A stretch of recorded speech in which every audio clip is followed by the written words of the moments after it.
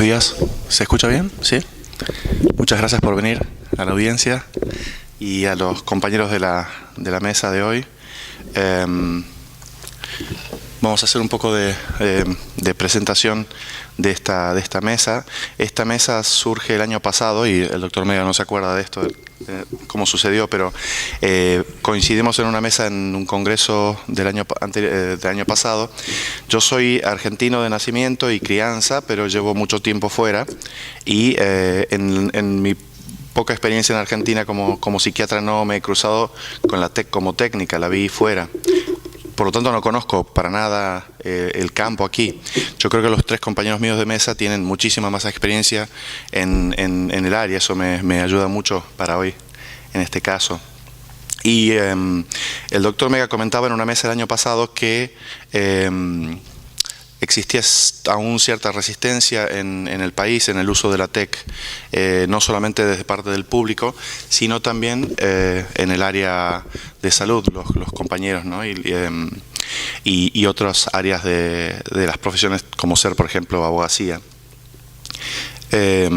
Por lo tanto, le comentaba yo el año pasado al doctor Mega que, bueno, yo trabajo en Nueva Zelanda, yo llevo una unidad de agudos comunitaria de un programa que se llama Crisis Resolution, que es un modelo británico, no sé si se conoce aquí, pero la idea es dejar de utilizar la emergencia psiquiátrica y recibir los primeros inputs de pacientes como medicina comunitaria. Por lo tanto, recibimos intentos de suicidio, brotes psicóticos, primeros brotes psicóticos o subsiguientes, descompensaciones de trastornos bipolares, problemas sociales inclusive recibimos, adjustment disorder, estos periodos breves de depresión que no son depresión. Me van a tener que disculpar porque mi computadora tiene un problema a la hora de escribir en inglés y en castellano, y ahí van a ver que muchas palabras están mal puestas, falta de acentos, y sí, pero no es por un problema de la presentación, sino que la computadora directamente no me la reconoce. Mi cabeza hace lo mismo muchas veces, el adjustment disorder. Y aparte tenés un problema, Sebastián, sos demasiado polite, porque cuando vos decís cierta resistencia, que es muy eufemístico, está prohibido el uso por el órgano de revisión, el uso de tratamiento electroconvulsivo en la Argentina, y es una lucha tremenda. Pero como sos muy polite, muy correcto, lo decís cierta resistencia, ¿no? Sí, vamos a charlar esto. Aparte, digamos, esto no viene de la nada, esto surge, esta prohibición que veo que hay aquí y resistencia que hay en el resto del mundo no es de nada, viene de una negra historia en la psiquiatría con respecto a la TEC. Por lo tanto, me disculpo al principio por las diapositivas y por lo que yo pueda decir. Ayer tuve otra presentación y me trabé un montón de veces. Ya está. Me llamó la atención cuando llegué al Congreso hace unos días, justamente, que el título de este 33º Congreso de APSA era El cuerpo en la psiquiatría de lo biológico a lo social, en las marquesinas de nuestro Congreso. Y vemos que en lo biológico hay una especie de pan tapado, ¿no? Y habrá habido algo atrás antes. Y dijeron, uy, no, acá hay un error. No sé qué habrá sido, puede haber sido algo similar, pero se nota que hay como una especie de resistencia, en cierto aspecto, resistencia a lo biológico. Bueno, dicho esto, vamos a tratar de discutir. La idea de mi parte de la presentación no es que sea un trabajo monográfico o que sea una descripción de la técnica. Creo que mucha gente sabe muchísimo sobre TEC, no tengo nada que agregar en este sentido. Voy a usar algunos de estos elementos de la técnica para discutir básicamente la idea de la presentación de hoy, que es los mitos, la ética y un poco de actualización, que en realidad en la TEC no hay muchísima tampoco, es una técnica muy, muy vieja. Decir que la TEC no es la única terapia que utiliza o que históricamente ha utilizado las convulsiones como medio de tratamiento para un síntoma psiquiátrico. Previamente existieron las convulsiones inducidas por coma insulínico, el uso del alcanfor para crear las convulsiones, otros medicamentos que ya vamos a mencionar como el metrazol, y finalmente la terapia electroconvulsiva, que le voy a llamar TEC desde ahora. Para principios de siglo o de milenio, en el mundo más de 1 millón de personas recibían TEC. Esta práctica de la TEC se era muy variada y sigue siendo muy variada en diferentes hospitales y diferentes tipos de países, y el patrón de distribución de esta técnica es bastante variada, ya lo vamos a discutir más tarde. Es de alto uso o de amplio uso en los países occidentales, vamos a llamar occidentales, hay en otros medios que se utilizan otras palabras como industrializado o no industrializado, y también la forma y las indicaciones también varían. Hay países en donde está completamente prohibido, como es Eslovenia. Acá tengo entendido que no está completamente prohibido, ¿no? Hay gente que hace 2 días vi una presentación del FLENI, una brillante presentación. El doctor también, usted también utiliza. Prohibido, implícitamente prohibido. Ok. El punto es que necesito una especial autorización judicial y demás para poder practicar. Vale. Esto, de hecho, hay una prohibición, bueno, todo tiene que ver con la ley de salud mental y con una institución medieval llamada órgano de religión. Ok. Digamos. Bueno, vamos a charlarlo luego. Yo lo que pienso... un descendente, un familiar, ¿no? Lo que voy a comentarles un poco es cómo se practica y cómo lo he visto yo cómo se hace en Nueva Zelanda actualmente, cómo lo hacemos en mi hospital y cómo lo he visto en Barcelona también. Trabajé 8 años en Barcelona y también lo utilizamos muchísimo. El 70% de estos pacientes sabemos que son mujeres. La primera indicación normalmente en países occidentales o occidentalizados es la depresión mayor, y son muy frecuentes, su uso es muy frecuente en pacientes mayores, y como dato técnico o anecdótico es muy poco usado en minorías étnicas. El TEC es usado como primer elemento terapéutico en pacientes que sean activamente suicidas o que tengan intentos o ideaciones suicidas importantes, pacientes que por motivos de su patología mental hayan dejado de comer o hayan dejado de beber, depresión delirante o depresión psicótica, cuadros de catatonia o catatonía, manía severa, incluido el delirio maníaco, y esquizofrenia aguda, el cual es una indicación menor. Es tratamiento primario en el embarazo en aquellos pacientes, aquellas pacientes de las cuales existe una depresión importante con riesgo de vida y de calidad de vida. Aquí estamos hablando del uso de TEC para una persona en la cual lleva un bebé en su vientre y para el cual es la primera indicación con ciertas medidas. Se hace de costado para no producir la obstrucción de los vasos abdominales, pero en el resto está demostrado que no tiene ningún grado de repercusión sobre el bebé. Y en el puerperio igualmente, especialmente las madres que están lactando y en las cuales no se puede utilizar medicación o farmacoterapia debido a las barreras en relación al bebé. En cuadros psiquiátricos de la vejez, en este caso muchos hospitales públicos y psiquiátricos presentan la unidad de TEC en las unidades de psicogeriatría.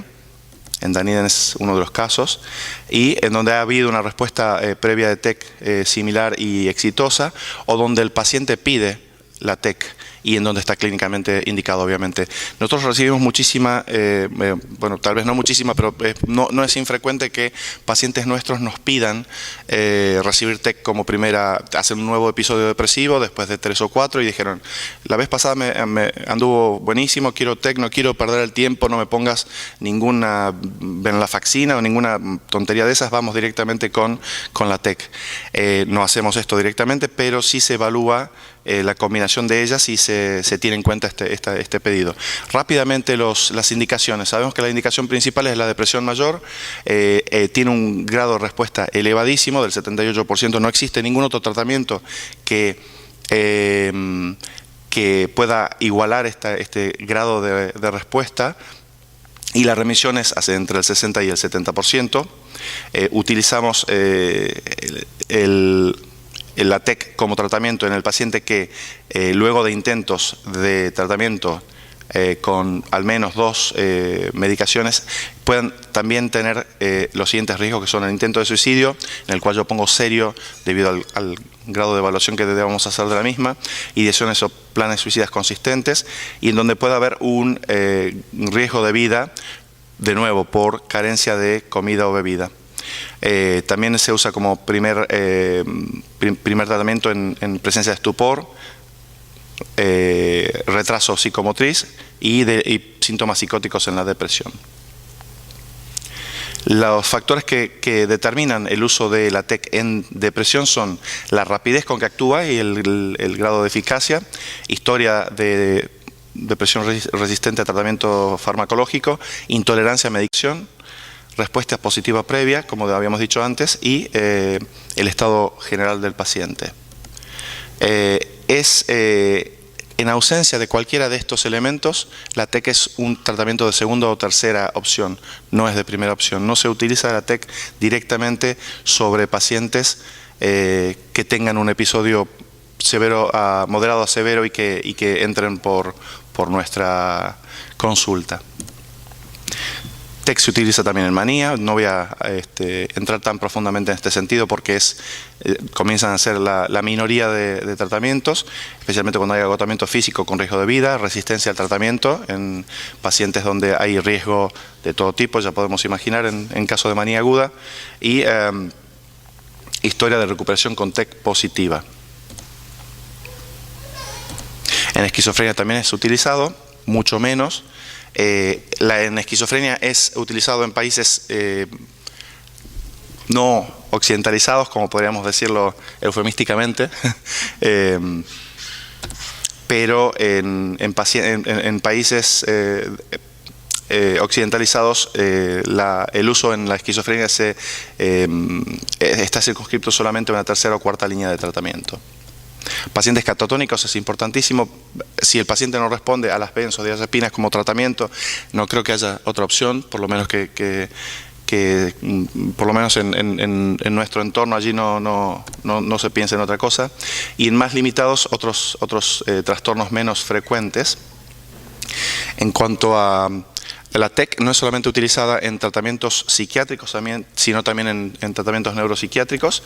Está aprobado su uso en Parkinson, en atrofia multisistémica, en disquinesia tardía, en síndrome neuroléptico maligno, catatonía, ya lo hemos mencionado, en depresión con demencia con depresión, perdón, post-ACV, tumores cerebrales y deliriums. No está indicado, o está contraindicado, mejor dicho, en presión intracraneana, cuando hay un aumento en la presión intracraneana, cuando hay hemorragias, manifestaciones vasculares, infartos de miocardio, aneurismas, accidentes cerebrovasculares o glaucoma de ángulo cerrado. Y el TEC no es efectivo en trastornos distímicos de ansiedad, abuso de sustancias, alimentación y personalidad. Ayer me participé en una mesa sobre trastornos límite de personalidad y comenté en relación a un trabajo que habíamos hecho hace 4 años en Notago sobre el uso de TEC en pacientes con trastornos límite de personalidad, en las cuales no está indicado. Ayer mostré un poco de evidencia, hay bastante material en este sentido, pero vemos la tendencia a pacientes con TLP a pedir y recibir tratamiento de TLP durante inclusive años. Se mantienen tratamientos de continuación, de mantenimiento por muchísimo tiempo. En cuanto a las teorías de cómo funciona la TEC, de nuevo, no quiero que esto sea una discusión bibliográfica. Sabemos que las 3 principales teorías sobre cómo, en realidad no tenemos una cabal idea de cómo funciona, pero básicamente las 3 teorías fundamentales son la anticonvulsiva, por la cual el tratamiento estrella la búsqueda en la cual perseguimos cuando hacemos una TEC es una buena convulsión. Cuando no hay una buena convulsión, podemos predecir una mala respuesta al tratamiento, y siempre la búsqueda de la respuesta o del resultado terapéutico es en base a la convulsión. Por lo tanto, pensamos que el secreto está en la convulsión. Sin embargo, no es la única forma de explicarlo. Existen otras teorías como la neuroendocrina, y también la de neurotransmisores, que relaciona a la TEC con el tratamiento de antidepresivos, por ejemplo, con las monoaminos. El problema de esto es que la TEC también sirve para otros tratamientos que actúan de forma diferente a las monoaminas. Ahora quisiera ahondar un poquito en relación a la historia de la TEC. Y en esto voy a detenerme un poco porque la idea de este simposio que hablamos hoy es sobre los mitos que existen sobre la TEC. Y creo que es fácil de entender que existan estos mitos, inclusive hoy en día, debido a los antecedentes que la TEC presenta.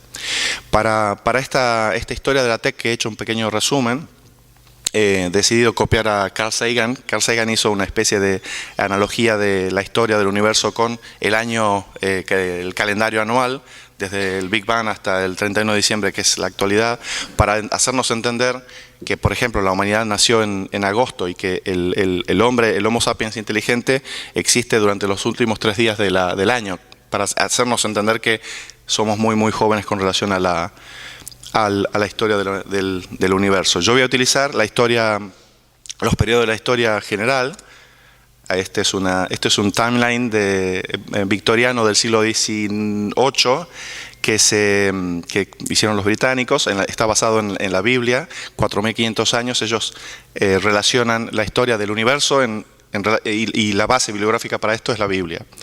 Yo voy a preferir utilizar algo. Esto se vende todavía en las bibliotecas en Nueva Zelanda, se pueden encontrar como dato técnico, podríamos decirlo, ¿no? Prefiero utilizar una cosa un poquito más científica, que es un timeline que sea relacionado a la evidencia. En la prehistoria de la TEC podemos ubicar, o podemos decir que Paracelsus en el siglo XVI ya comenzó a utilizar el alcanfor por vía oral para provocar convulsiones, relacionando el desarrollo de una convulsión como un buen elemento para disminuir o aliviar síntomas psiquiátricos. En 1758 se publica un primer reporte sin método científico. Hacía poco que se había desarrollado el método científico como tal, que Descartes había descrito o había iniciado este proceso. Como antigüedad podemos tener en cuenta en los años 20, 30 y 40. El primero en comenzar a utilizar la técnica fue un húngaro, fue von Meduna, que comenzó a utilizar alcanfor debido a los antecedentes que él había encontrado intramusculares para pacientes psicóticos. Von Meduna empezó a investigar y realizó el primer análisis o metaanálisis retrospectivo y a largo plazo en pacientes en el uso de esta medicación, y publica la convulsionoterapia para la esquizofrenia en el año 37. Obtiene muy buenos resultados y empieza a ser copiado en todo el mundo. Aquí está von Meduna. Hay una foto ahí del uso del alcanfor para este tratamiento. En Suiza comienza a ser utilizada la electricidad para provocar convulsiones en animales, y en el 37 se realiza el primer meeting temático sobre TEC. Al mismo tiempo, un poco después, Lucio Cerletti y Ugo Bini en Italia comienzan a definir los parámetros de un tratamiento. En aquel momento se comienza a utilizar la TEC de forma lo que se llama inmodificada. Esto significa sin anestesia y sin miorelajación y sin otros cuidados médicos que hoy contamos. Cerletti fue uno de los que venía trabajando previamente con la gente esta de Suiza sobre perros, por ejemplo, y aquí lo vemos a Cerletti aplicando electricidad a un cerdo, ¿no? La verdad que las imágenes son bastante duras. Este es el equipo de Bini en Roma, y lo que hacen Bini y Cerletti es recogen un paciente delirante crónico de la estación de tren de unos 37 años, creo que está mencionado antes, 39 años, y comienzan a hacerle tratamiento con electricidad. Existe un mito, no sé si esto es real, a ver si alguien me puede aclarar, de que en aquella sesión este es uno de los pacientes, no es seguro que sea el mismo. Acá vemos como el paciente presenta contractura generalizada y aquí se está recuperando. Este es Vini, el que está aquí a la izquierda. Este es una técnica usada un poquito después por el mismo equipo, el equipo de Vini, donde se usan electrodos, parece un forceps un poco, pero bueno, eran un poquito más sofisticados, levemente. Esta es la máquina que se usaba, es un poco posterior, pero bueno. Cuenta, no tengo concreto en esto, que el paciente cuando se le hace la primera TEC en Roma, una vez que se recupera y seguía presentando síntomas, los médicos estos deciden hacer la otra terapia y el paciente grita, primo la muerte, mátenme primero, no de nuevo, ¿no? No sé si esto es real, pero bueno, se lee eso. Este es el equipo de Vini. Posteriormente, este psiquiatra de origen siciliano que emigra a Estados Unidos lleva la técnica a los Estados Unidos, Impastato, y comienza a hacer no solamente el tratamiento, sino también muchísima investigación, y comienza junto a otro italiano, a producir casuística con relativo éxito. Aquí es una publicación de noticias de la época. Durante los 40 y 50 la TEC se extiende por toda Europa y otros países. Coexistían otros tratamientos somáticos, por decirlo de alguna forma, para síntomas psiquiátricos.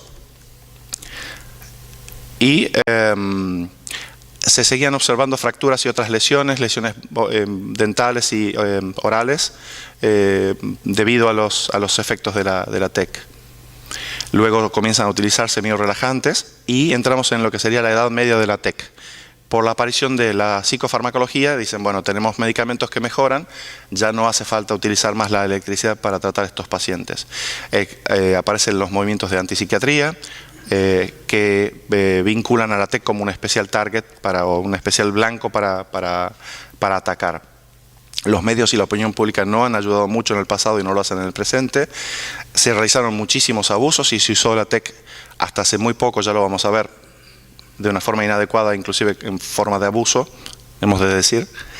Y a partir de los 50 se comienza a utilizar la TEC modificada, no en su forma completa, pero empieza a avanzar. Eso tal vez sea el único punto de luz que tenga este periodo de la TEC. Vamos a pasar un poco más rápido. Comienzan a haber cierres de psiquiátricos por medio de los movimientos que ya conocemos. Empiezan a haber juicios y los pacientes comienzan a quejarse sobre el uso de esta técnica. Y la gente se pregunta, ¿realmente esta gente sabe lo que están haciendo? En el año 57, en el Reino Unido, se produce lo que se llama el caso Bolam. ¿Conoce, Andrés, usted el caso Bolam? Sí. Es un paciente que estaba internado en el Friends Hospital de Londres, el cual recibe TEC. La TEC es inmodificada y por tal motivo recibe o sufre, muchas gracias, efectos secundarios indeseados. Este paciente demanda al hospital por no usar miorrelajantes, básicamente, por no realizar contención física en el paciente y por no advertirle previamente de los riesgos. ¿Quién gana el juicio? El hospital.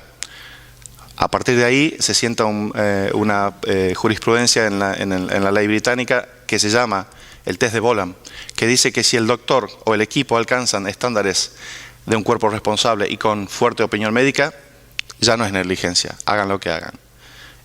Esto va a traer un poco de oscuridad durante un tiempo a la terapia, al uso de la TEC, y las tasas de TEC decaen.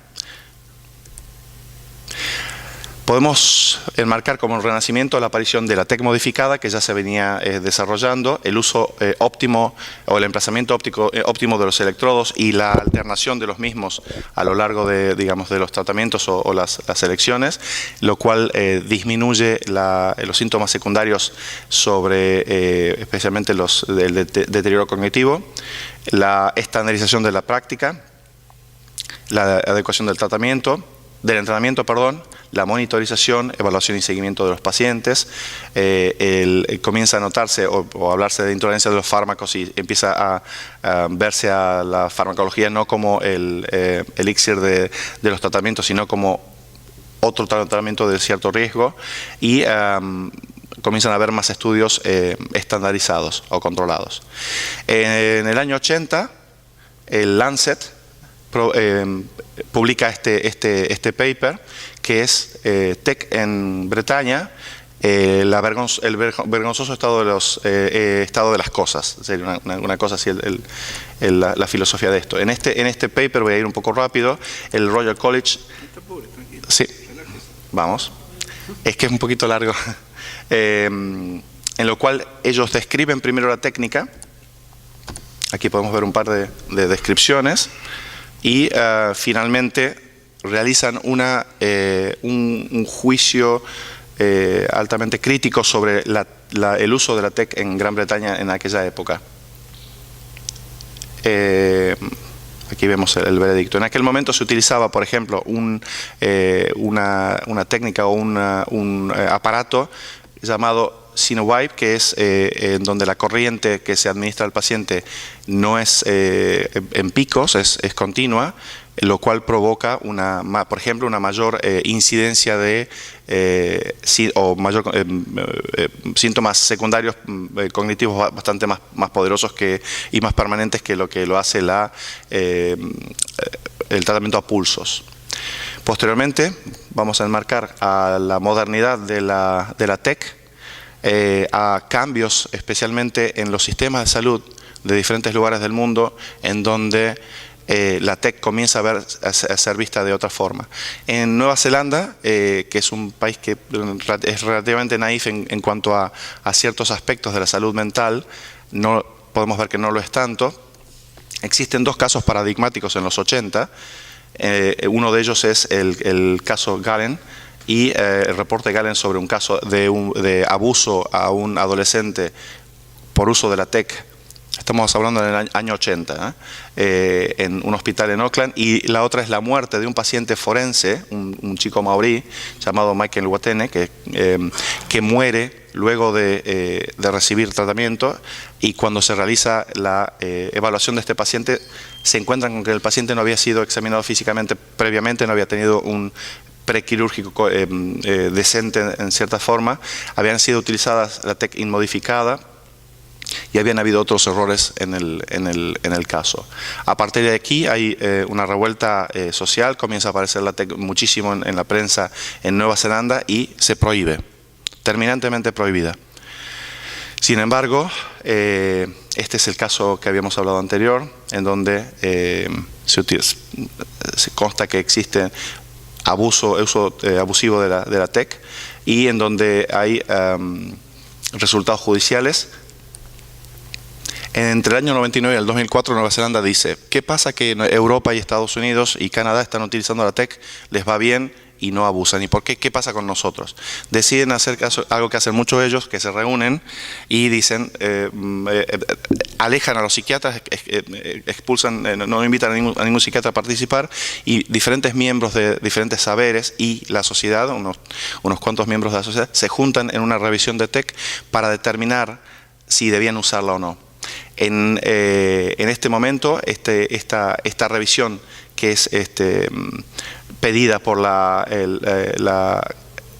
el Comité de Salud representativo de la Casa de Nueva Zelanda, por decirlo de alguna forma, en donde ven que ellos evalúan el concepto en que la TEC es desagradable e inhumana, y a partir de allí derivan hallazgos. En este comité no había ningún psiquiatra ni gente directamente vinculada con la salud mental, más que altos cargos de los ministerios de salud. Deciden que la TEC no debe ser prohibida, que la TEC es un tratamiento efectivo, que debe ser administrada por expertos, que los riesgos y beneficios deben considerarse ante la misma, que es importante utilizar un consentimiento informado en estos pacientes, y que el paciente previamente debe recibir un pack de información por el Ministerio de Salud del Estado. A partir de ese momento se organiza una especie de comité de TEC en Nueva Zelanda, y se publica abiertamente el uso de la TEC y las indicaciones y otro material que voy a mostrar a partir de ahora. A partir de ahí podemos hablar de del futuro, de la era moderna de la TEC, en donde se utilizan las TEC hoy en día en sitios donde se realizan correctamente, se realizan en quirófanos con los niveles más avanzados de tecnología, en donde se realizan estudios de imágenes. La gente del FRENI mostró unos resultados hace un par de días muy interesantes, y sabemos que hubo un largo camino desde las primeras prácticas de la TEC hasta hoy en día.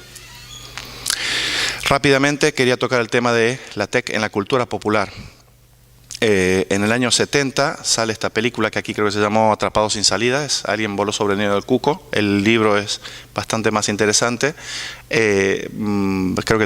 Supongo que todo el mundo ha visto la película, por lo menos es bastante conocida.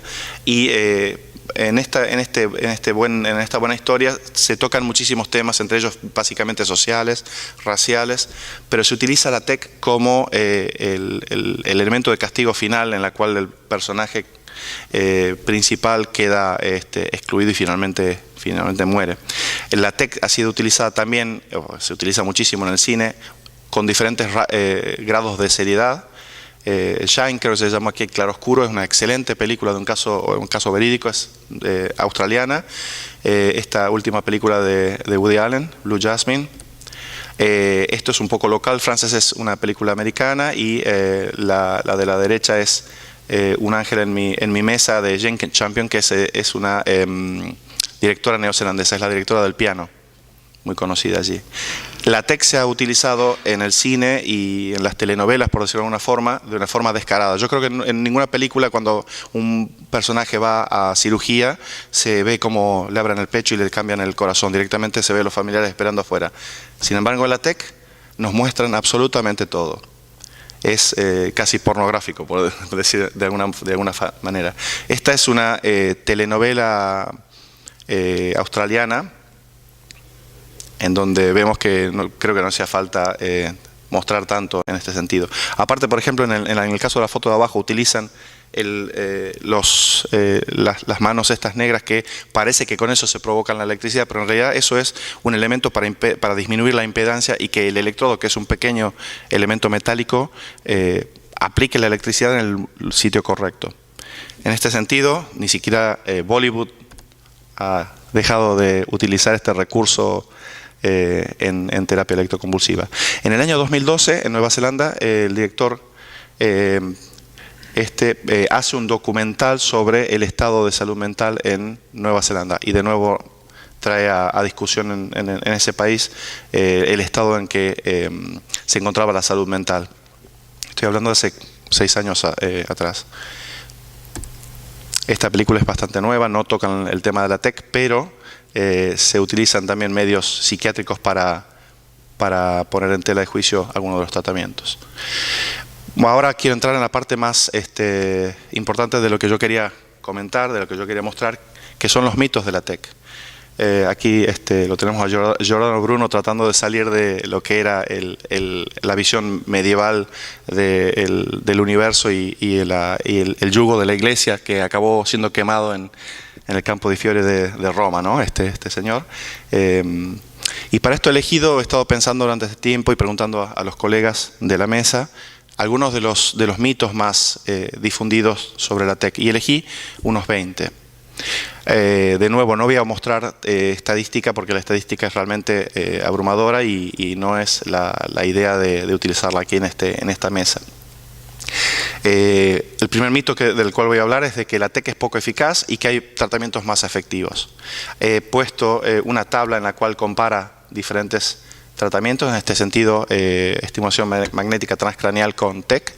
En este momento en nuestro hospital, en el North Shore Hospital de Auckland, estamos esperando, se compró un aparato de estimulación magnética, la estamos esperando con muchas ganas y esperando que nos manden a entrenar. Sin embargo, la estadística y la ventaja que tiene es que básicamente no utiliza anestesia en los pacientes. El paciente llega, se le aplica el tratamiento y se va a casa sin la recuperación que conlleva la anestesia general. Sin embargo, no existe, o por lo menos no ha mostrado mayor respuesta que la TEC. La segunda es que la crisis convulsiva es masiva y que es desagradable. Y aquí encontré este cómic que ilustra esto, ¿no? El médico le dice al asistente, a mí lo que más me gusta es como el dedito del pie se le hace así, ¿no? Se le mueve, ¿no? Se le mueve adelante. Y esto no es cierto, las convulsiones no son como en las películas. No sé si hay gente que ha visto la técnica aplicada y se provoca una buena convulsión. Esperamos que haya una buena convulsión, se aplaude una buena convulsión, pero no es la convulsión mayor que encontramos en los pacientes epilépticos cuando tienen crisis agudas en la vía pública, por ejemplo, o en un hospital. La TEC es dolorosa y cruenta, es mentira. La TEC es una técnica bastante gentil, no provoca ningún tipo de dolor. Es muy similar a la anestesia que se aplica para una colonoscopía. Los pacientes se recuperan y van a casa sin mayores dolores. En cuanto si hablamos específicamente de dolor, pueden haber cefaleas, no son infrecuentes, pero no son persistentes y pueden ser tratadas fácilmente. La TEC es sumamente estresante para nuestros pacientes.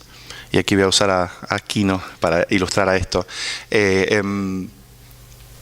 Yo diría que yo nunca he recibido una TEC personalmente, pero por lo que veo de nuestros pacientes cuando entran a la TEC y en la forma en que llegan preparados básicamente y la experiencia que tienen, no creo que haya ningún tipo de estrés mayor.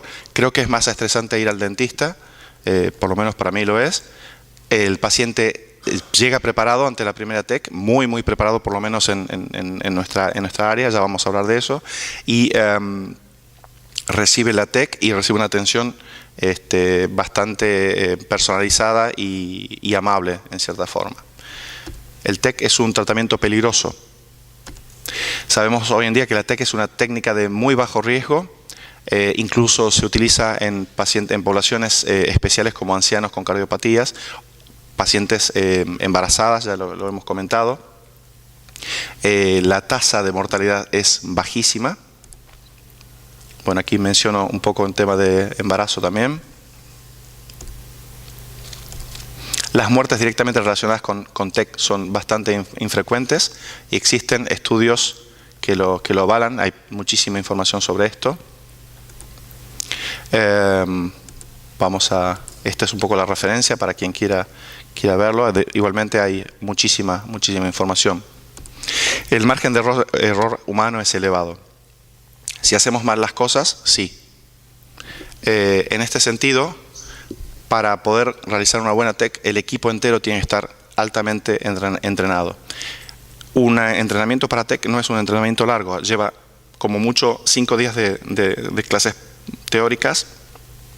Y todo depende también de la práctica. Siempre se comienza haciendo TEC con otro colega y creo que al mes de hacer sesiones bisemanales yo creo que uno está listo para empezar a hacer a realizar la técnica en realidad. Lo más importante de todo esto inclusive no es la técnica sino la decisión de la ubicación de los electrodos, la carga que se va a dar, la forma en que se lo utiliza. O sea que la técnica per se no es directamente peligrosa. Esta es una guía que ha publicado el Ministerio de Salud de Cataluña, podríamos decirlo de alguna forma, en la cual está muy bien descrito y muchos sistemas de salud mundiales presentan buenas guidelines de cómo se hace una buena terapia electroconvulsiva y cómo son los patrones. Los procedimientos anestésicos son peligrosos y podríamos evitarlos. Esto no es cierto. La anestesia está altamente controlada y, como decía recién, es similar a la que se utiliza para una colonoscopía. No creo que alguien se plantee no hacerse una colonoscopía ante riesgo de colon por la anestesia, ¿no? Creo que es, sin embargo, hay casos de peligro. Inclusive creo que hubo una famosa periodista que murió hace poco por una endoscopía. Esto puede pasar. La TEC es usada para pacientes crónicos y como último recurso. Absolutamente mentira. Al contrario, pacientes crónicos con larga data de síntomas psicóticos responden de forma peor a TEC, igual que a los medicamentos. Vaya sorpresa, pero se utilizan básicamente en pacientes. Esa sería la buena práctica, básicamente. Ahora, no descarto que en algunos sitios se pueda utilizar en forma errónea. Existen cambios de estructura cerebral que afectan a todo el órgano. La gente del FLENI hace 2 días mostró evidencia de imagenología y otros estudios muy buena. Yo no voy a entrar mucho en detalle sobre esto, pero el volumen de información publicado es elevadísimo. El deterioro cognitivo que crea la TEC es irreversible e inevitable. No es cierto. En este sentido, el deterioro cognitivo, también existe muchísima información sobre esto. Aquí voy a pasar un poco más rápido, pero existen estrategias para evitar o disminuir el riesgo cognitivo en pacientes con TEC. Podríamos hacer una sesión de 4 horas solamente de riesgo cognitivo. En este momento estamos haciendo, con mi universidad, estamos haciendo un estudio sobre, se estuvo pasando diferentes test cognitivos a los pacientes que recibían TEC por los últimos 5 años y tenemos un buen volumen de casuística que vamos a publicar, imagino, probablemente a principio del año que viene. Espero. Va un poco lenta en este caso. El emplazamiento del electrodo es fundamental y siempre se comienza el tratamiento con una TEC unilateral que provoca menor frecuencia y volumen de signos cognitivos. Aquí está un poco mostrada la técnica y cuáles son las variables. Esta es la monitorización de electroencefalograma o encefalografía que nos permite evaluar el grado de calidad de la convulsión. Y existen otras estrategias como el efecto de la dosis, buscar una dosis correcta, el efecto sobre la onda, y es utilizar la técnica exactamente en el momento en donde se produce el potencial de acción y en donde es más probable que la convulsión sea generalizada y sea de buena calidad, como decimos.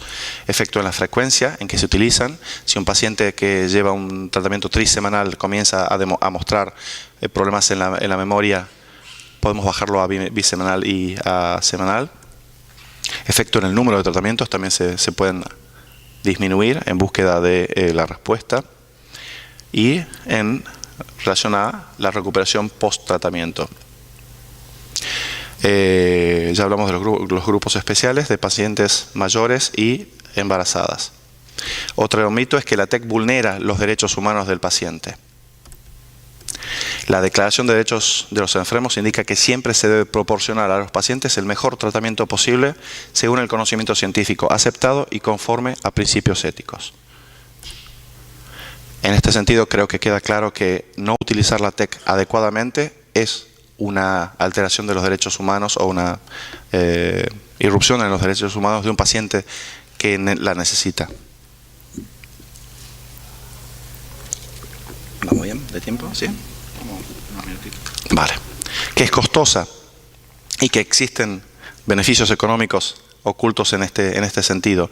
De hecho, el aparato de TEC per se sale unos $7.000 americanos y con un solo aparato tratamos miles de pacientes durante años. Lo costoso en este caso sería el recurso humano, el anestesista, enfermeras especializadas y las horas de profesionales que se utilizan en el quirófano y el uso del quirófano.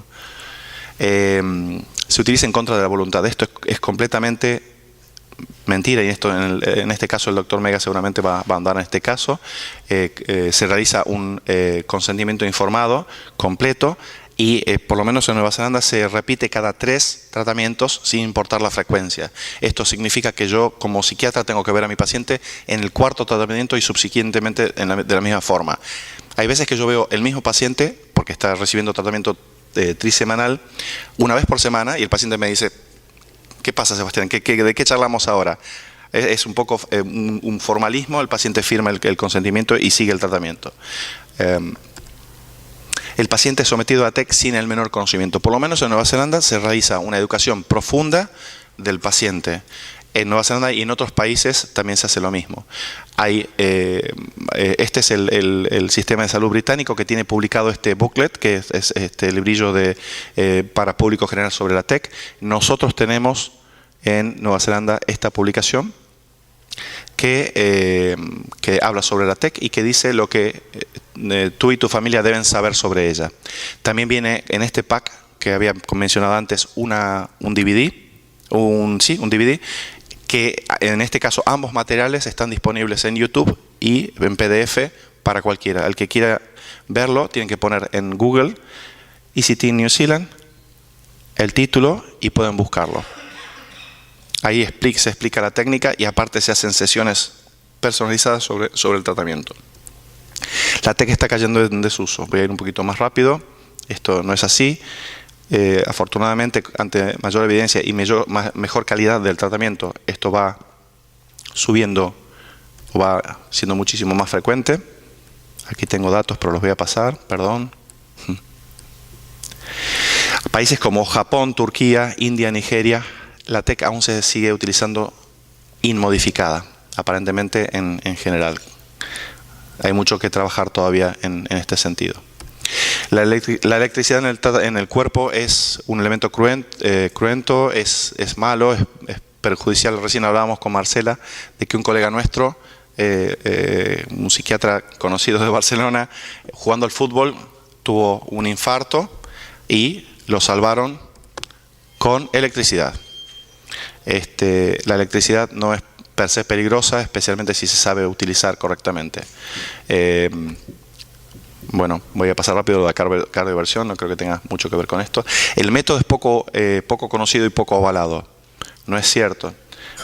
Los sistemas de salud de todo el mundo presentan publicaciones al mejor nivel avalando la técnica. En este caso son el Colegio Británico, España y Canadá. Inclusive la técnica tiene un journal específico en donde se publican específicamente sobre la técnica. Allí es donde estamos por publicar lo que había comentado antes sobre deterioro cognitivo. Otro mito es, ¿podemos prescindir de la TEC?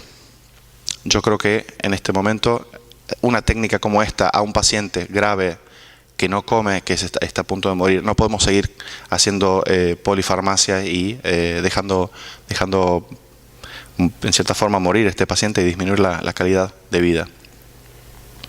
La TEC se hace indiscriminadamente y sin ningún criterio o sin ningún tipo de elección diagnóstica. Ya hemos comentado sobre los usos de la TEC, no voy a andar sobre esto. Estos 20 mitos, no sé si seguramente a la gente se le ocurrirán algunos más y podemos tratarlos luego, pero me suena a mí, viéndolo desde afuera, a una casa de brujas. Estamos ante un medio de tratamiento que es muy beneficioso, que tiene una terrible opinión pública, no solamente del público general, sino también de nuestros colegas. Aquí este hombre dice, me llamarás anticuado, pero no hay nada mejor que una buena cacería de brujas, ¿no? Este es el aparato que usamos nosotros. Hay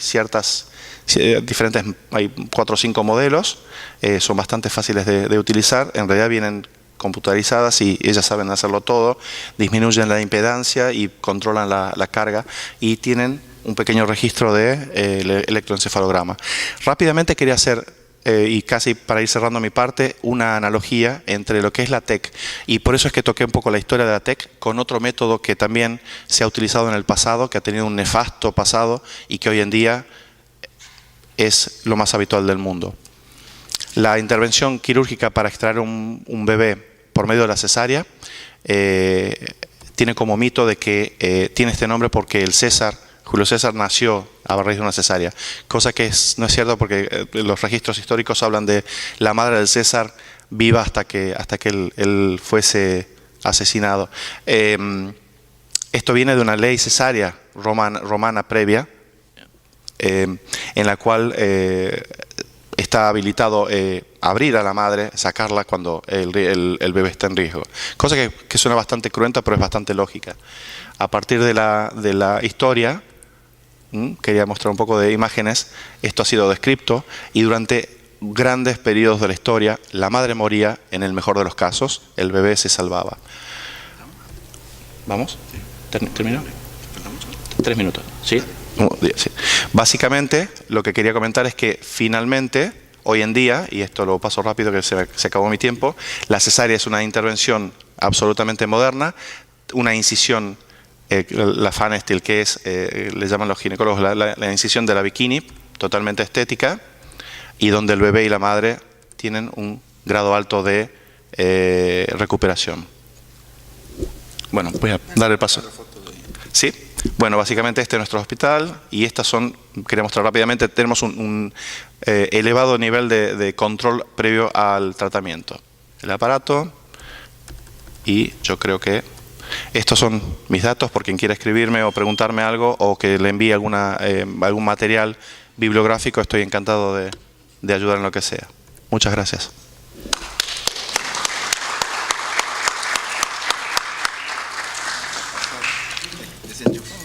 Sí, yo me... Ah, vale.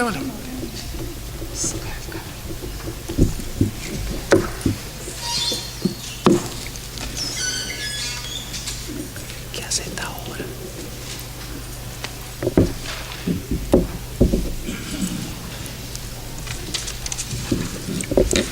Gracias.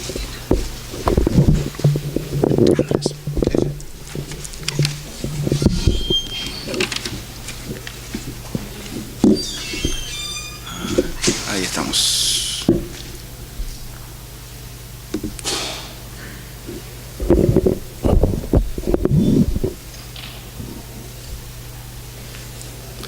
Bueno, una brillante exposición de Sebastián. Gracias, Sebastián. Espectacular. Me dejó sin palabras, prácticamente. Está muy bien, está muy bien. La idea es, complementando lo que decía un poco Sebastián, que tenemos que seguir hablando de esto porque es una técnica que salva vidas. Es una técnica de utilización que no debemos dejar que nos asusten los tiempos, los órganos de revisión y las modas y los pretendidos malos usos de los derechos humanos.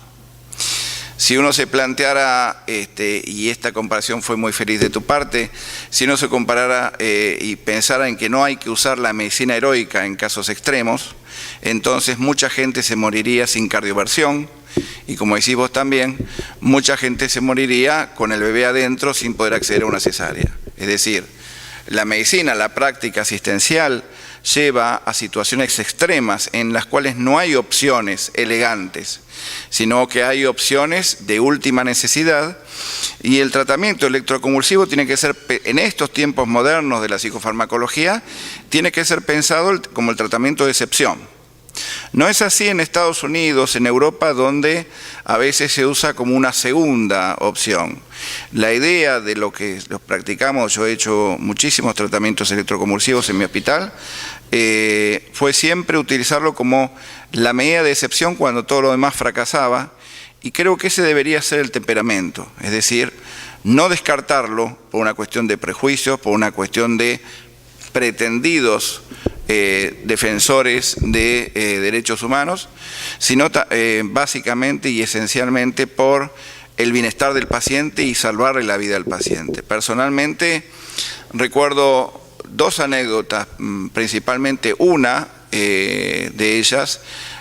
Trabajaba en una clínica en Bernal, una clínica muy moderna, y entró un señor que hizo un cuadro catatónico y llegó a pesar, un hombre de unos 50 años, llegó a pesar 50, con menos entre 40 y 50 kilos, un descenso tremendo, no comía, no tomaba, era una cosa de negativismo, había fracasado todo tratamiento farmacológico eficaz, y vino toda la familia de Israel al entierro. Estaba internado, todos avisaban que se iba a morir y vinieron todos de Israel precisamente al entierro. Entonces le planteé a la familia la necesidad de hacer un tratamiento electroconvulsivo y convocamos a tal efecto anestesistas y cardiólogos para realizarlo con las máximas condiciones de seguridad, y lo que iba a ser un entierro se transformó en un festejo. Y ese hombre se salvó y se murió muchos años después de una ACV que no tuvo absolutamente nada que ver con el tratamiento electroconvulsivo. Es decir, la verdad que yo estoy orgulloso de haberlo practicado, y lo cierto es que en estos tiempos de utilización de psicofármacos se ven menos las ocasiones necesarias para la práctica de terapia electroconvulsiva, a diferencia de cuando entré al hospital en el año 81, donde eran muy frecuentes los cuadros catatónicos y donde de repente la respuesta a la farmacología de aquel entonces era extraordinariamente pobre y de ahí la necesidad de realizar tratamientos. No había necesidad en ese momento de pedir, de decir sí, obviamente de consentimientos informados que utilizábamos y de las medidas de seguridad, pero no de autorizaciones judiciales previas, no era una necesidad en aquel entonces. Hoy en día sí se impone precisamente por una cuestión básicamente que en Buenos Aires, en Capital Federal, hablamos de protección de persona, que sería como el habeas corpus a nivel penal. Ahora bien, el punto es que no podemos permitir asustarnos y dejar de utilizar, insisto en este concepto, una técnica valiosa. Es como si nos asustáramos de medicar con psicofármacos, es como si nos asustáramos de hacer psicoterapia. Es decir, perderíamos nuestra esencia de terapeutas, de médicos, de personas dedicadas a torcer el curso de la enfermedad, y entonces nos tendríamos que dejar lisa y llanamente dedicar a otra cosa y dejar de alguna manera de practicar la medicina que nos propusimos alguna vez hacer. Por eso estuvo bueno el tema de hablar de mitos, de técnicas y de actualización. En Estados Unidos esta técnica no es solamente utilizada en medios de internación, tiene muchísimas aplicaciones de pacientes ambulatorios que van, como si fueran las cirugías ambulatorias que se hacen hoy día, pequeñas cirugías, van con el ayuno correspondiente, van con su, digamos, indicación, tienen su preparación, se le practica la terapia electroconvulsiva, la sesión, y después tienen una sala de recuperación donde descansan, igual que cualquier cirugía de tipo general, y regresan a su casa en general acompañados, lisa y llanamente como si fuera una colonoscopía, ¿sí? Esto puntualmente es... Muchísimo tratamiento ambulatorio. Acá está Sebastián en otra época, cuando tenía pelo, digamos, o sea, pese el mismo, digamos. Yo no podía reconocerlo, pero evidentemente es él, digamos. Esto es que es Hungría, ¿me dijiste que es? Sí, ahí está. Así que bueno, con estos temas de terapia, de responsabilidad profesional y con el doctor Spector ahí que acaba de llegar, vamos a todos lados, así que esa es nuestra dirección de mail para nuestro contacto y esta es puntualmente la consigna nuestra de hablar con seriedad pero sin solemnidad. La pregunta es de los presentes, bueno, ya juntamos como 20 personas, Spector, un impresionante, diría Sebastián. ¿Cuántos hicieron terapia electroconvulsiva? O si hay gente que ha practicado terapia electroconvulsiva aquí, bien, macanudo. Y la experiencia fue muy razonable, digamos. Lograron, si estaba bien indicada, tuvieron buenos resultados. La pregunta es por qué uno en estos tiempos dejaría de hacerlo a partir de la doctora Iglesias y su órgano de revisión. Este es el frente del hospital Esteves de Temperley, un hospital que cuando ingresé en el año 81 tenía 1.600 pacientes mujeres internadas, hoy en día tiene 700, o sea, se han ido reducido la necesidad de internación y la necesidad de camas, pero donde ahí practiqué más de 200 tratamientos electroconvulsivos a partir del año 81, todos exitosos y todos con la pobreza de recursos hospitalarios de un pobre y olvidado hospital de la provincia. Esto quiere decir, teníamos un anestesista, no teníamos cardiólogo, es decir, hacíamos nosotros el electrocardiograma y verificábamos nosotros la condición del paciente, le hacíamos la relajación, pero no teníamos, ni hoy tampoco, la hotelería ni las posibilidades que podría tener una clínica privada. Sin embargo, salvamos muchísimas vidas, digamos, mis colegas y yo ahí, y realmente por eso digo que si uno hace bien las cosas no tiene que tener miedo. Y la otra cuestión es lo curioso de que en este congreso, donde vos decías muy bien que se estaba tapando lo biológico al principio, hay 4 simposios y reuniones que tratan de TEC, digamos, vale decir, más allá, muy buenos, más allá de la pretendida demonización del tratamiento electroconvulsivo y de decir que esto es un método de tortura, como pretende el órgano de revisión. Lo cierto es que los médicos aprecian que en determinadas situaciones límites el tratamiento electroconvulsivo es la opción que queda para sacar. Como diría Mr. Bean, ¿será casualidad? No creo, ¿no? Digamos, o sea, esto es raro. Y lo que sí, la única oscuridad, no hay ninguna otra oscuridad salvo la ignorancia. Cuando se han planteado discusiones con el órgano de revisión y la forma como se mueven, el planteo es, bueno, argumenten fuera de la situación cuál es la razón por la cual no se puede hacer o ustedes piensan prohibir esto, y no había ningún tipo de alternativa. La única excusa planteada ahí es que es un instrumento de tortura y de represión. Una cosa loquísima donde se vea, pero avasallando con el tema, insisto, mal uso del tema de los derechos humanos, se plantea una dificultad, ¿no? Dicen, tengan cuidado del falso conocimiento, es más peligroso que la ignorancia. Y es verdad, diría John Lancet. La ley de salud mental, en mi opinión, yo me cargo de lo que digo, ha sido una desgracia para la Argentina. Sancionada desde el principio de su nacimiento, vino mal, o sea, fue un mal parto, porque no intervino ninguna facultad de medicina del país en su redacción. La pregunta es, si vos haces una ley de salud mental, de salud, ¿no tendrías que incluir a los médicos? No, aparentemente no fue necesario. Ni tampoco se admitió un proyecto de revisión que surgió el año pasado y de reglamentación y que motivó la salida de la Dirección Nacional de Salud Mental de Andy Blake, que había hecho una tarea extraordinaria en 2 años de gestión. Esto implica un retroceso, pero este retroceso y esto que es en principio una derrota no es perder la guerra, es solamente perder una batalla, en mi opinión, y hay que seguir en la brecha cuando estamos convencidos de lo que realmente tiene que ser hecho y bien hecho. Ya hizo un repaso, Sebastián, muy lindo y muy profundo sobre el tema de la historia, así que no vamos a repasar tan exhaustivamente todo lo que él ha mostrado ya muy bien. Ahí hay una foto de Kalinowski, que fue el que introdujo en los años 40 el uso de la terapia electroconvulsiva en los Estados Unidos. Ahora bien, este justamente es el aparato que mostraba Sebastián también, donde se utiliza puntualmente en Estados Unidos, y cuentan puntualmente, la estadística es que este es el número de personas que por año recibe terapia electroconvulsiva en Estados Unidos, aproximadamente 50.000 personas, ¿sí? Y los procedimientos hechos en Estados Unidos supera al bypass coronario, a la apendicectomía o a la reparación herniana, la hernioplastia.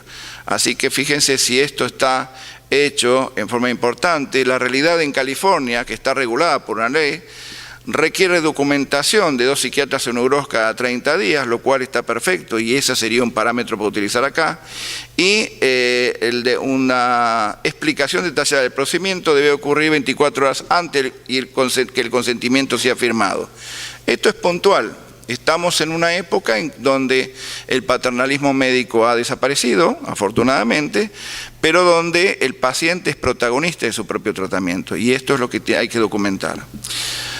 Una de las formas de aplicar la terapia convulsiva es de este tipo, ¿sí? De esta forma, con anestesia, con todas las medidas de seguridad del caso según se requiera, y puntualmente hay que utilizar las opciones, como decía recién, siendo una alternativa terapéutica. Ahora, vamos para atrás en la Argentina, lamentablemente, hubo un ministro de Salud que autorizó en Jujuy la terapia electroconvulsiva y saltaron las ligas de derechos humanos diciendo que se legalizaba la tortura, ¿sí? E hicieron un lío bárbaro, el ministro de Salud fue removido y se prohibió esto gracias a la intervención del órgano de revisión. Esto es una vergüenza, esto es un atraso para los pacientes que tuvieron que irse a otros lados o venir a Buenos Aires o a alguna otra provincia para practicar una terapia que podría ser hecha perfectamente y en forma más económica en su propia provincia. Sumado a esto, ¿sí? Hay grupos que plantean también la demonización de la psiquiatría y de la práctica asistencial psiquiátrica, y nos hablan a nosotros de la hegemonía médica, del poder médico y de la violencia psiquiátrica, de encarcelar las mentes y espastillar la diferencia, como dicen así, ¿no? Bueno, esto es realmente la realidad con la que tenemos que pelear día a día. Y este es un documento de larga una revisión, ¿no? Donde están felices contando que se suspendió el uso de la terapia electroconvulsiva. No hay una razón médica que lo explique esta decisión, solamente basada en el prejuicio y basada en la, insisto, supuesta defensa de los derechos humanos. Las indicaciones las mencionó Sebastián, repasándolas. La depresión psicótica es una de ellas, la manía con intensa agitación psicomotriz que no responde a tratamiento farmacológico, la catatonía diría como elemento principal, los brotes psicóticos con intensa agitación, el alto riesgo suicida, la resistencia o contraindicación a fármacos y otras indicaciones como síndrome neuroléptico maligno, pseudodemencia depresiva, demencias, depresión vascular, Parkinson, epilepsia intratable y trastorno de conducta en retraso mental. Pero el punto es siempre documentar y en junta en la historia clínica que es la última alternativa terapéutica si la utilizamos acá. ¿Por qué debería ser un compromiso? Principalmente porque el artículo 94 del Código Penal habla puntualmente de una prisión y multa al que por imprudencia o negligencia o impericia en arte o profesión o inobservancia de los reglamentos o derechos de los reglamentos o deberes a su cargo, causare otro un cuerpo en el daño de la salud. Esto se llama lesiones culposas, básicamente en el campo de lo penal, pero plantea esencialmente de que podría plantearse que uno no aplicarle o no utilizar la terapia electroconvulsiva cuando está documentado que sería estrictamente necesario, sería puntualmente una impericia o sería puntualmente una negligencia. Nos pondría a nosotros en una situación de responsabilidad profesional y esto es lo que habría que acreditar puntualmente, o peor aún, si como producto de este cuadro catatónico frente al cual nos cruzamos de brazos y haciendo una exégesis del lacanismo mal entendido, como diría el doctor Spector, decimos, y bueno, el paciente decidió morirse, digamos, en su elección, y nosotros nos quedamos cruzados de brazos y no le practicamos una técnica que le hubiera podido salvar la vida. Esto sí es un reproche y esto es lo que no contemplan o lo que no quieren ver puntualmente en esta situación. Dos casos hospitalarios. Un caso hospitalario, el Hospital Italiano de la Ciudad de Buenos Aires, donde recibieron una paciente que refractaria a todo tipo de tratamiento antidepresivo, inclusive goteo, de cualquier tipo de medicación, y se tomaron todos los recaudos del caso, se le practicó el consentimiento informado, se habló con la familia, la misma paciente, se decidió la práctica de terapia electroconvulsiva. Se había producido cortes que casi habían comprometido el paquete vasculonervioso del cuello, es decir, no había ningún lugar a dudas de que estábamos en una situación extrema. El agente del Hospital Italiano, el Servicio de Psiquiatría, decidió la práctica de terapia electroconvulsiva, que resultó exitosa, se completaron 8 sesiones, la paciente mejoró en forma espectacular, agradecida a ella, a la familia, se retiraron de alta del hospital. A la semana llegó un oficio de la Defensoría General de la Nación, indicando el procesamiento desde el primero hasta el último al servicio de psiquiatría por sevicias, malos tratos, delitos de lesa humanidad por haber practicado terapia electroconvulsiva. Empezaron todos a llorar a mares, obviamente pidieron la defensa legal, llegó a cuerpo médico, lo resolvimos en 5 minutos. Diciendo que lo que habían hecho estaba perfecto, impecable, y que no había ningún tipo de reproche a practicarle a los profesionales del Hospital Italiano que habían actuado brillantemente salvando la vida de una persona. ¿Qué pasó? Todo terminó, no hubo ninguna historia respecto a eso, pero quedaron con un síndrome postraumático los del Hospital Italiano, que ven pasar una paciente depresiva por la vereda y se esconden abajo de la mesa. Ni hay que hablar si se le menciona el TEC. Esto es lo nocivo de esta cuestión de estas prohibiciones absurdas en la Argentina. ¿Sí? El segundo caso, el Hospital Álvarez, lugar de gente Lacan, donde estuvo una paciente catatónica en la guardia, nadie la tocó y la paciente terminó falleciendo. ¿sí? Se silenció, se tapó eso, no hubo nada y esa paciente podría haberse salvado con terapia electroconvulsiva. Las conclusiones las sacarán ustedes mismos, ¿sí?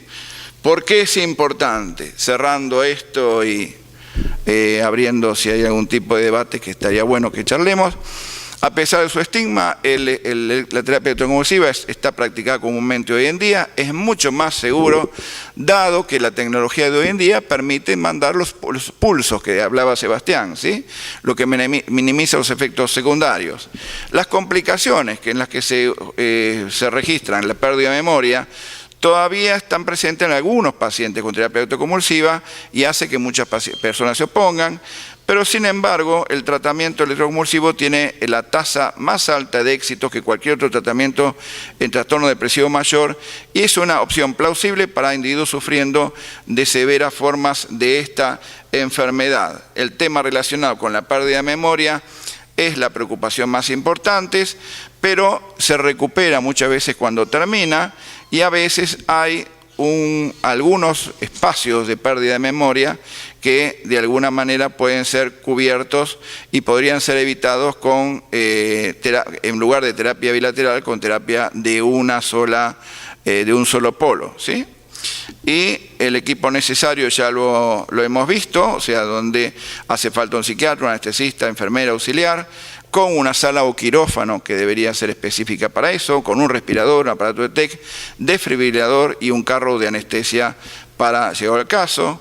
No es magia, como diría Tesla, es ciencia. Y como diría Albertito Einstein, dice: la fórmula del ego es 1 sobre conocimiento. Mayor el conocimiento, menos el ego. Menor el conocimiento, mayor el ego, ¿sí? Esto es una cosa que nos pasa frecuentemente en la Argentina y que ojalá podamos superar para el beneficio de nuestros pacientes. Así que hasta acá llegamos. Muchas gracias por su atención.